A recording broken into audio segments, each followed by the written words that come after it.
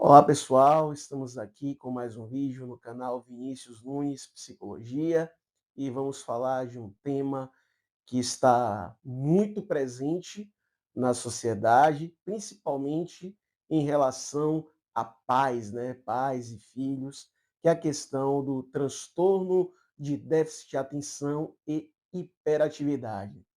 Esse transtorno que está muito presente em colégios, porque as crianças e adolescentes estão cada vez mais apresentando pistas desse tipo de transtorno e cada vez mais tá tendo essa demanda para os avaliadores psicológicos, para os psiquiatras e para todos, né, que trabalham com essa parte de avaliação psicológica, né, para determinar se a pessoa tem ou não um determinado transtorno. E nesse vídeo a gente vai dividir em duas partes. A primeira, a gente vai falar da parte mais clínica, da parte mais psiquiátrica, que é o que o DSM-5 fala sobre esse transtorno, listando os critérios, toda essa questão. E depois eu vou colocar um pouco do olhar psicanalítico do TDAH para a gente ter uma melhor compreensão de como essa questão, esse transtorno pode aparecer em crianças, em adolescentes e também em adultos.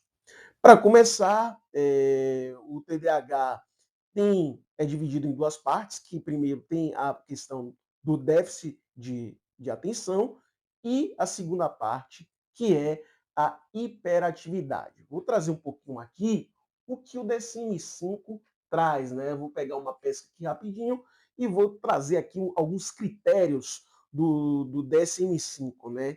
Por exemplo, aqui, ó, a parte da desatenção tem a ver com dificuldade de manter a atenção em tarefas, cometer erros por descuido, esquecer atividades, evitar tarefas que exigem esforço mental prolongado. E a parte da hiperatividade tem impulsividade, inquietação, falar em excesso, interromper os outros, dificuldade de esperar a vez e agir sem pensar.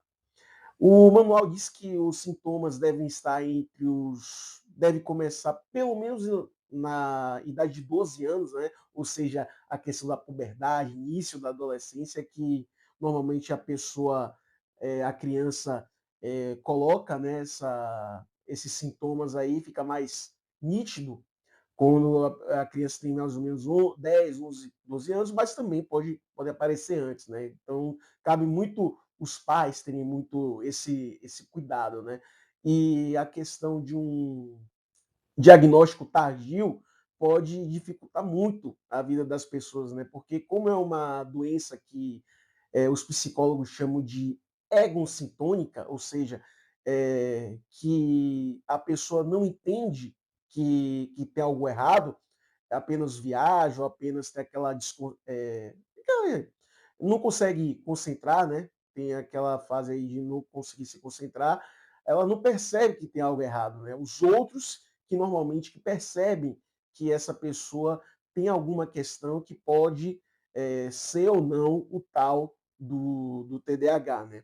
O DSM-5 também fala que esses sintomas devem persistir por pelo menos um período de 6 meses ou mais, e eles precisam aparecer em contextos diferentes, né? Não pode aparecer, por exemplo, só na escola, ou na faculdade, ou no trabalho. Tem que aparecer, por exemplo, em casa e na escola, no trabalho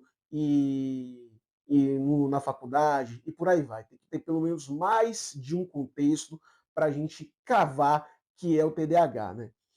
E isso daí também precisa causar um prejuízo significativo dentro da vida dessa pessoa, né. Então, assim, a gente tem que entender que a parte do diagnóstico, tem que ser algo que afete diretamente a vida da pessoa, não pode ser algo que seja apenas um complemento, uma característica, mas que não influencia nada. Não, tem que ter algum prejuízo na vida da pessoa.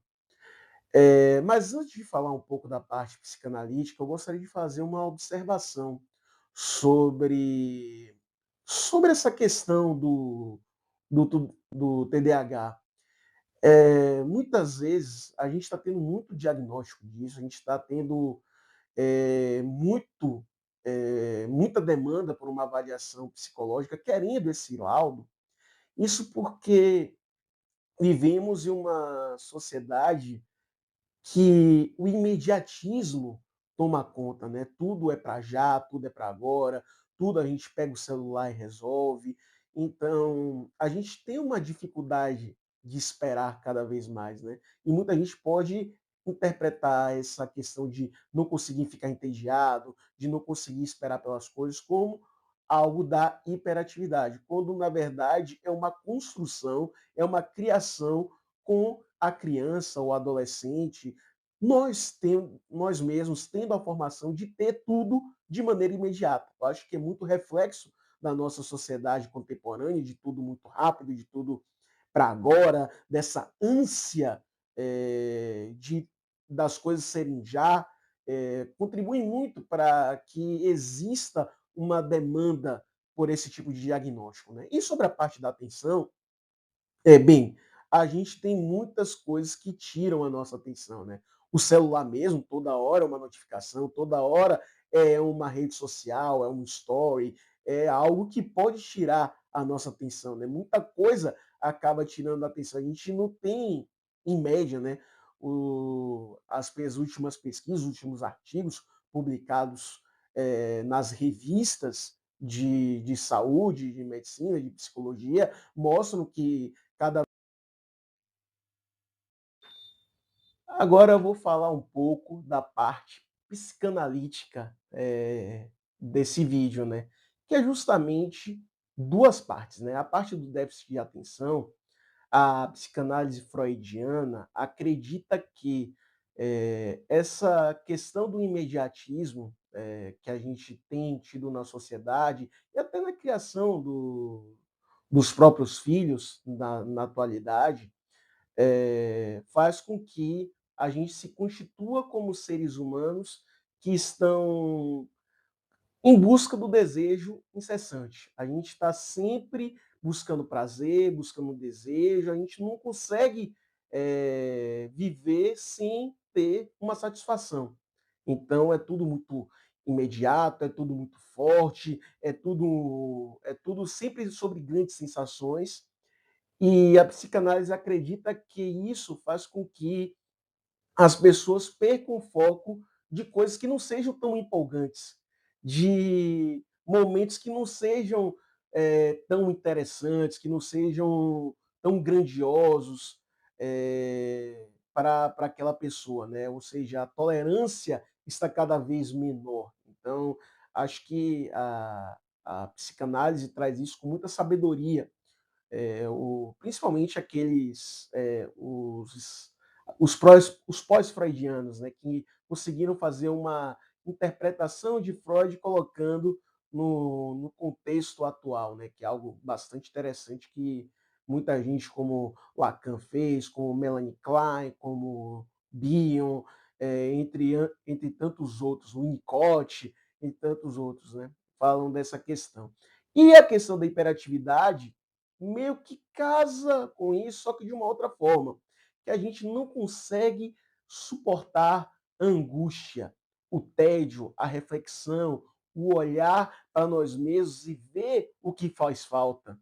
A gente não consegue mais sentir a falta, né? A gente tem esse problema com essa sociedade tão rápida, de grandes sensações, de tanta coisa, de tanta informação fácil, de conseguir comida fácil, até de conseguir sexo fácil, é tudo tão imediato, tão fácil de certas maneiras, né, que a gente fica pensando como é que a gente lida com a dificuldade.